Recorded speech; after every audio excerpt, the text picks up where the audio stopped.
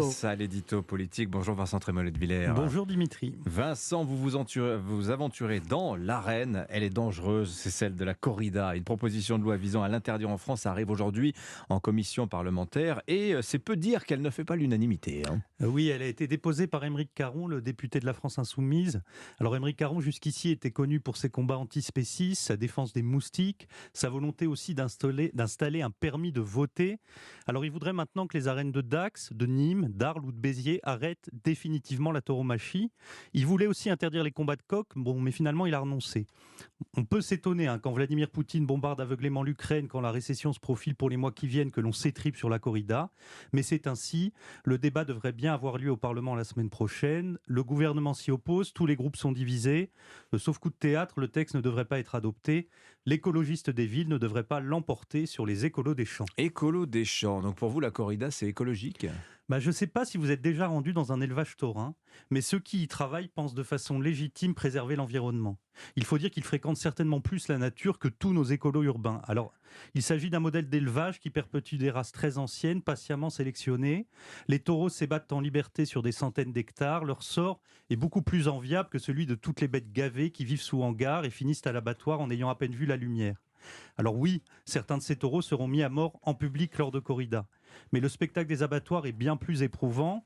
Aymeric Caron nous répondra qu'il ne faut tuer aucun animal. Mais dans ce cas, adieu veaux, vaches, cochons, couvées. Dans ce cas, il faut interdire le principe même de l'élevage. Alors beaucoup de députés avancent également des arguments économiques pour ou contre la corrida. Oui, alors la France n'est pas l'Andalousie où l'on trouve des villages entiers construits autour d'élevages taurins. Mais il est évident que pour les villes qui accueillent des corridas, ce sont des ressources économiques énormes. C'est un patrimoine matériel, mais c'est aussi un patrimoine immatériel que l'UNESCO a d'ailleurs classé comme tel. Il attire des gens de toute région et de toute classe sociale. Alors interdire ces moments, c'est interdire des joies simples et collectives. C'est aussi mettre fin à un art de vivre où se mêlent la musique, la danse, la gastronomie. En fait, c'est finir d'éteindre des villes moyennes, c'est participer finalement à la grande uniformisation du monde. Enfin Vincent, vous pouvez comprendre qu'on soit hostile à la corrida, qu'on n'aime pas ça. Je le comprends tout à fait, rassurez-vous. Deux sensibilités, tout à l'heure le philosophe l'a très bien dit, s'affrontent dans cette histoire sur des motifs très nobles. En revanche, je ne comprends pas qu'on veuille l'interdire. Et je vais vous dire pourquoi.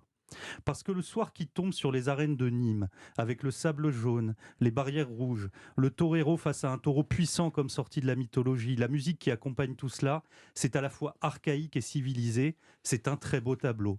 D'ailleurs, le peintre Goya n'y s'est pas trompé, Bizet en a fait le décor de son Carmen, et Hemingway le cœur de son œuvre. Alors on peut discuter de l'utilité, de la beauté d'un tel spectacle, mais on ne l'interdit pas. Moi je pense qu'Aymeric Caron se rêve en rebelle, mais il ne voit pas qu'avec sa proposition de loi, il est le digne héritier d'Ernest Pinard. Ernest Pinard, c'était ce procureur étriqué, resté dans l'histoire pour avoir voulu interdire au nom des bonnes mœurs et Madame Bovary et les fleurs du mal. Vincent Trémollet de Villers du Figaro. Merci beaucoup Vincent. À la une de votre journal ce matin, alors c'est pas le titre mais c'est très ça, la France Far West. Quand la tentation de l'autodéfense s'empare des Français face à la délinquance, c'est un sujet de fond qui travaille la société française. Nous sommes le mercredi 16